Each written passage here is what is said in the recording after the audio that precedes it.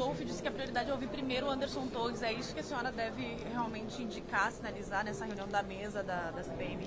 Eu acho que o Anderson Torres e o Mauro Cid são as pessoas que a gente precisa iniciar as oitivas aqui na CPMI. Nós tivemos hoje já a aprovação desses requerimentos. Eu acho que o resultado de hoje foi um resultado muito promissor, deixou muito claro que o alinhamento e aquilo que foi colocado no plano de trabalho será seguido a partir dos relatórios de fato que foram, ou melhor, dos requerimentos de fato que foram aprovados, e eu acredito que nós deveremos estar ouvindo na semana que vem logo o Anderson Torres e o Mauro Cid, porque eu vejo que são dois nomes que têm uma relação muito direta com os fatos que se iniciaram no pós-eleição, portanto a partir do dia 30 de outubro até o dia 8 de janeiro. Nós temos uma cronologia que nós estamos considerando e nós estamos seguindo. E dentro dessa cronologia, os dois têm um papel fundamental e vejo que a gente precisa iniciar por eles. Por que não ouviu o Gonçalves Dias? Parece que o requerimento não foi aprovado, né? Olha, nós temos uma lógica e uma organização cronológica. No processo, inclusive, do plano de trabalho, eu cito G. Dias, como cito, na verdade,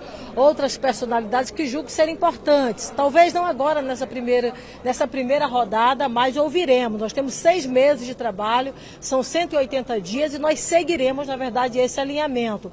Alguém que eventualmente não foi aprovado nessa primeira rodada será numa segunda rodada e tenho certeza de que todos serão ouvidos, de fato, por esta comissão. Senadora, havia uma dúvida sobre a força do governo, a organização, mobilização do governo na CPMI. Hoje, vocês conseguiram manter esses 20 votos em todos os requerimentos, em todas as discussões que aconteceram. Eu acho que há uma unidade em relação ao entendimento do que ocorreu no dia 8 de janeiro, que foi um ato muito atroz ao processo democrático brasileiro, e esse sentimento hoje está muito claro na cabeça dos parlamentares. É claro que nós temos parlamentares que têm um alinhamento no campo da oposição e outro no campo mais do governo, mas eu acho que hoje, sobretudo, a gente mostrou uma unidade e um entendimento de que a investigação de forma célere, de forma organizada e dentro de um alinhamento de fato deverá seguir. Eu acho que hoje foi um grande gesto do que será de fato os próximos dias aí de trabalhos aqui na CPMI. Qual a importância de ter acesso à investigação da Polícia Federal sobre o cartão de vacina do Bolsonaro? Você não tem acesso?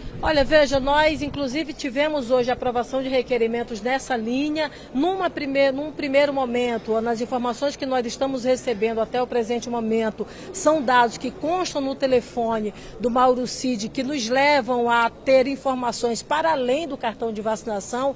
Aí não seria especificamente o cartão de vacinação em si, mas o entorno desse processo. Então, uma investigação, ela não é uma forma limitada do ponto de vista de outras informações que poderão chegar até nós. Se ela, na verdade, nos dão elementos e dados que são subsídios importantes para entender o que ocorreu no dia 8 de janeiro, nós faremos isso. O que nós temos, por exemplo, até o presente momento é que havia, por exemplo, um rito, digamos assim, uma informação precisa em relação à GLO, ou seja, se você tem uma necessidade, uma implantação da garantia da lei e da ordem, é para quê?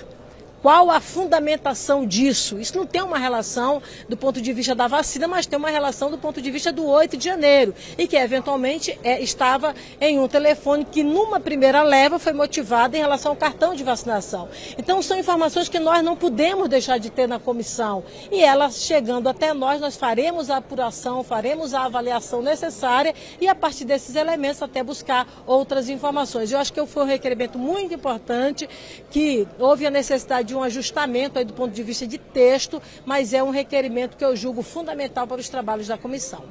Havia uma dúvida sobre como a base se comportaria na CPI. Vocês conseguiram maioria aí para dar o ritmo que vocês gostariam? Para a CPI levar a verdade. Qual é a verdade?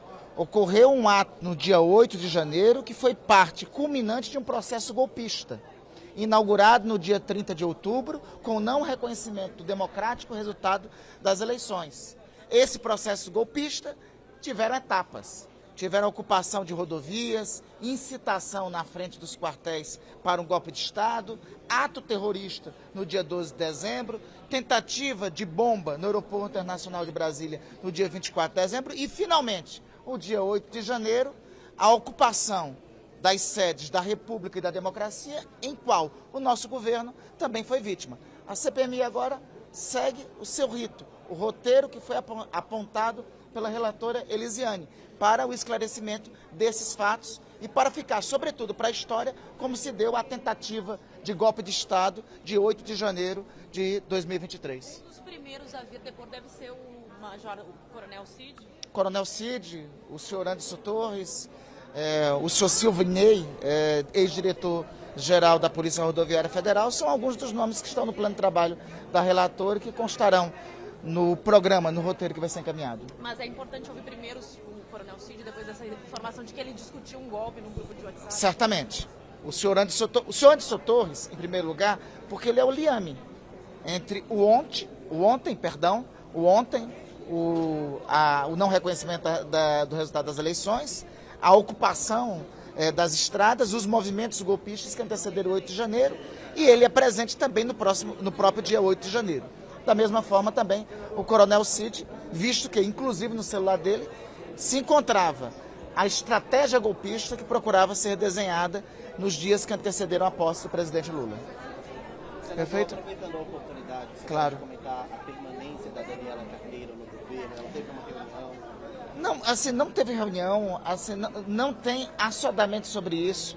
Quem é o presidente da República é Luiz Inácio Lula da Silva. Ele sabe o melhor momento de demitir ou de nomear seus assessorados e, sobretudo, os seus ministros. É óbvio e legítimo que os partidos políticos que integram a base de apoio ao governo reivindique modificações. O presidente e o governo estão à disposição de debater com os partidos aliados, debater com a base parlamentar isso, mas enfim, o momento não é de assodamento sobre o ministério.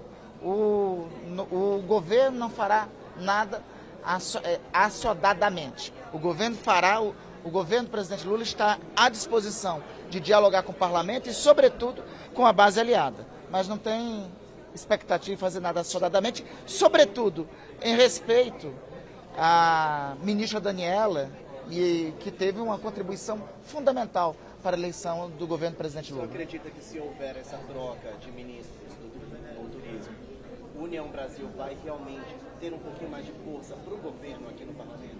União Brasil é parte desse governo. Nós o reconhecemos como tal e queremos dialogar com a União Brasil todas as demandas que o partido vier tratar e vier encaminhar para o governo. O governo não se furta a debater a composição ministerial.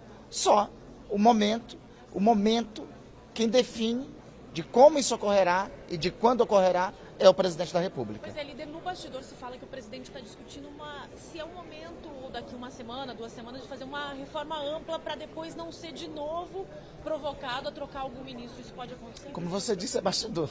O que eu posso dizer é que é o presidente da República que define qual é o melhor momento, a melhor circunstância de fazer modificações e fazer mudanças no governo, ouvidos os partidos da base aliada. Reitero, União Brasil é um partido da base aliada, da qual temos profundo respeito e queremos dialogar a forma de melhor aprofundar e azeitar a relação.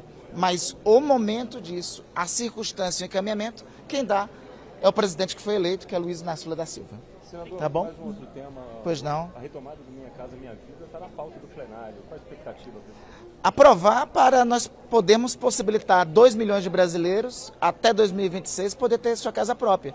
Nós ficamos 4 anos no obscurantismo da ausência de um programa habitacional. Está na hora de um programa habitacional retornar.